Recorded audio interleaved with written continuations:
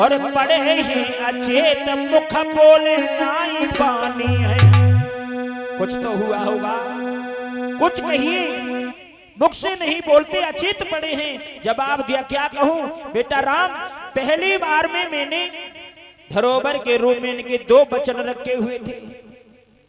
मैंने पहले वरदान में इन्होंने जब देने के लिए कह दिया तो पहले वचन में मैंने भरत के लिए तिलक मांगा है और दूसरे में जब तुम्हारे लिए वनवास मांगा, इसलिए ये हालत हो रही है।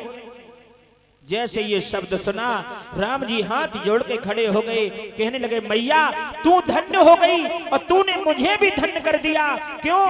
जब तक हम आप दुखी जनों में हम साथ नहीं देखेंगे, जब हम किसी के जंगल में जाके भ्रमण नहीं करेंगे तो भला मुझे कभी तांत मिलने वाला नहीं है। आपने कृतार्थ किया। क्यों? और कहे कि धन्य धन्य भागी और धन्य भय आज में, और जंगल को राज मेरी मैया ने कहा है, और भरत करे राज अवध, ये वचन ये हमारो मात, पर मित्र थे से रोए दशरथ नेत्र निहारो है। हमारे पिताजी क्यों रो रहे हैं? हृदय से लगा लिया। राम ने कहा हितात, मैं तुम्हारा पुत्र राम तुम्हारे पास आ गया हूं। जैसे ही सुना हृदय से लगा लिया, बेटा राम हम तुम्हें जंगल में नहीं जाने देंगे। उसी समय कहा जंगल में नहीं जाने देंगे। क्या आप ये चाहते हो कि तुम्हारा बेटा राम अन्याय करे, आपके वचनों का उल्लंघन करे?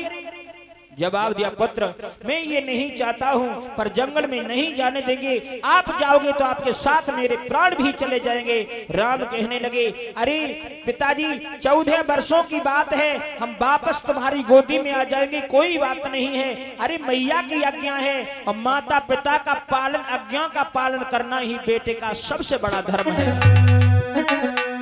कि माँ बेटे की आज्ञा पालन बेटे का धर्म कहता है, और जो आज्ञा टारे इनकी तो अधर्म अधर्म आता है। अरे माता पिता की सेवा करना ही धर्म है।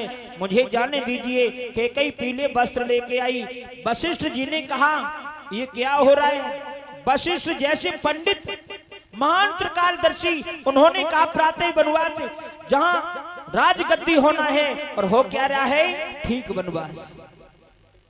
आज पीले वस्त्र राम ने पहन लिए, हाथ जोड़े हैं, पर दशरथ ने सुमंत को बुलाया और सुमंत से कहा रथ तैयार करो, मेरे राम को 14 वनों का भ्रमण करके वापस ले आना, कहीं छोड़ के नहीं आना। आज चले हैं, पूरी अवध में सन्नाटा छाया हुआ है। इधर जैसे ही राम जी चले,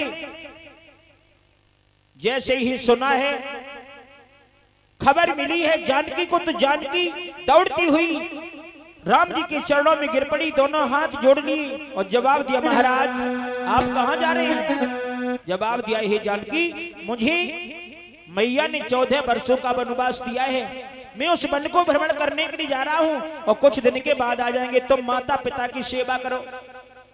जवाब दिया नाथ कि जी अब